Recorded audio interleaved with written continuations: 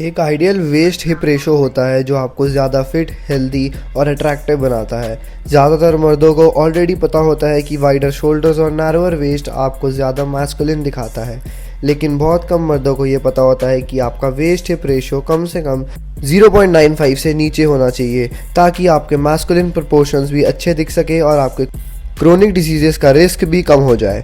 हाँ, सही सुना आपने। अगर आपकी वेस्ट बड़ी हो और ग्लूट्स छोटी, तो ये एक मेजर इंडिकेटर हो सकता है कि आपको high blood pressure, heart disease और डायबिटीज़ होने का रिस्क ज़्यादा है।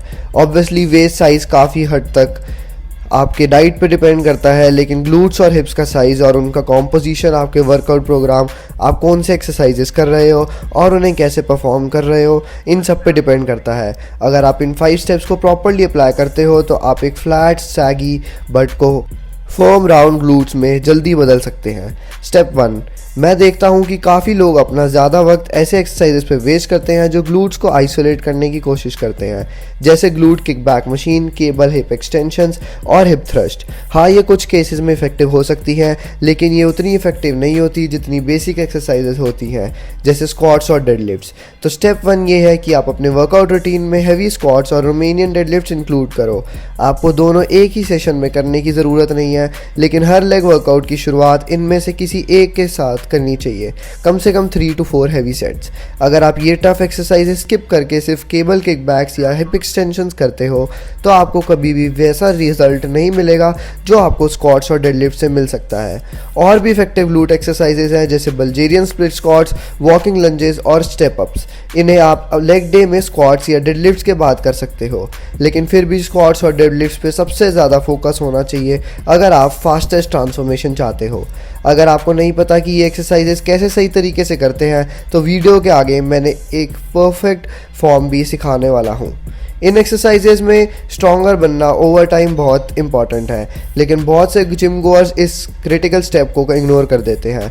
वो स्क्वाट सिर्फ बॉडी वेट्स के साथ या वही same weight week after week करते हैं और फिर सरप्राइज होते हैं कि रिजल्ट्स क्यों नहीं आ रहे। जैसे और मसल्स के साथ होता है, ग्लूट्स तभी ग्रो करेंगे जब उन्हें सही चैलेंज मिलेगा। प्रोग्रेसिव ओवरलोड, यानी हर हफ्ते थोड़ा ज़्यादा वेट उठाना इज़ द की। एक सिंपल और इफेक्टिव मेथड है, जब भी आप अपने रेप रेंज के ऊपर एंड तक पहुंच जाओ, वेट बढ़ाओ। मेरी फेवरेट रेप रेंज होती है 6 to 10 रेप्स, स्पेशली स्क्वाट्स के लिए जहाँ फेलियर डेंजरस हो सकता है। मान लो आप 135 LBS के साथ 10 रेप्स कर लेते हो, तो अगली बार हर साइड में 5 LBS ऐड करो और फिर से 10 रेप्स ट्राई करो। शायद अब आप सिर्फ 8 रेप्स कर पाओ, कोई बात नहीं। अब आपका नया गोल है इस नए वेट के साथ 10 रेप्स तक पहुँचना। जैसे ही आप 10 रेप्स कर पाओ, नए वेट के साथ फिर से थोड़ा और वेट बढ़ाओ, रिंस, रिपीट एंड ग्रो। कभी कभी हो सकता है कि आपका वेट बढ़ाओ और फिर भी 10 रेप्स इजीली हो जाए, इसका मतलब है आप और ज़्यादा स्ट्रांग हो गए हो, तो वेट और बढ़ाओ। अगर आपको लगता है 5 LBS पर साइड ज़्यादा है और रेप्स 6 से कम हो जा रही है, तो 2.5 LBS प्लेट्स ट्राई करो। हर वीक कम से कम 2 बार लेग्स ट्रेन करो, ये है थर्ड स्टेप। इससे आपको ज़्यादा ट्रेनिंग वॉल्यूम मिलेगा, और training volume is key for muscle growth. Volume का मतलब होता है sets into reps into intensity. जब आप 2 बार लेग ट्रेन करते हो, तो आप वीकली रेप्स, सेट्स और वॉल्यूम ऑलमोस्ट डबल हो जाते हैं, जो ग्रोथ के लिए बहुत इफेक्टिव है। नेचुरल लिफ्टर्स के लिए स्टडीज़ ने दिखाया है कि मसल प्रोटीन सिंथेसिस एक वर्कआउट के बाद सिर्फ 42 to 72 आवर्स तक एलिवेटेड होती है।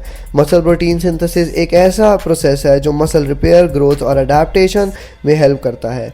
मसल प्रोटीन सिंथेसिस को एक्टिवेट करने के लिए mTOR पाथवे रिस्पॉन्सिबल है, और वेट लिफ्टिंग इस पाथवे को ट्रिगर करता है। तो अगर आप मैक्सिमम रिजल्ट चाहते हो, तो लेग्स को हर 3-4 दिन में ट्रेन करो।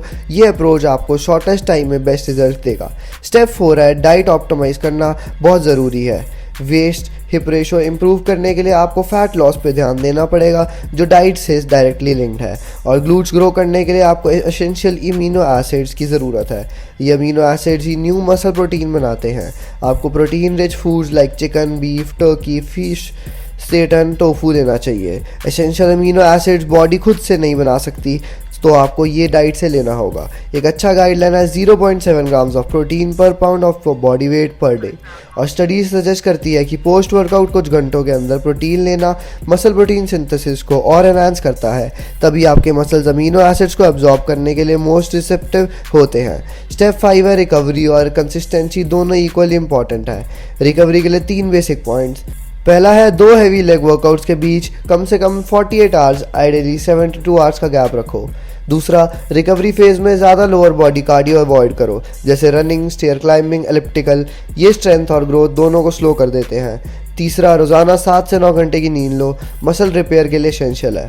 कंसिस्टेंसी के बिना आप रिजल्ट्स नहीं देख पाओगे, ये सब हैबिट्स बनानी पड़ेंगी जो आप रोज़, हफ्ते दर हफ्ते और महीने भर महीने फॉलो करेंगे।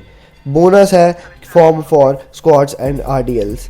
अगर आप नए हो बारबल स्क्वाट्स में तो एक बेंच यूज़ करो, बारबल को अनरैक करो, बेंच के पास जाओ, फीट थोड़ा आउटवर्ड पॉइंट करो और स्क्वाट नहीं बल्कि सिट बैक सोचो, जैसे चेयर पे बैठ रहे हो। हिप्स को पीछे पुश करो, नीज़ को बेंड करो, चेस्ट को अपराइट रखो। नीज़ हमेशा फीट के सेंटर लाइन में होनी चाहिए, ना अंदर जाए ना बाहर।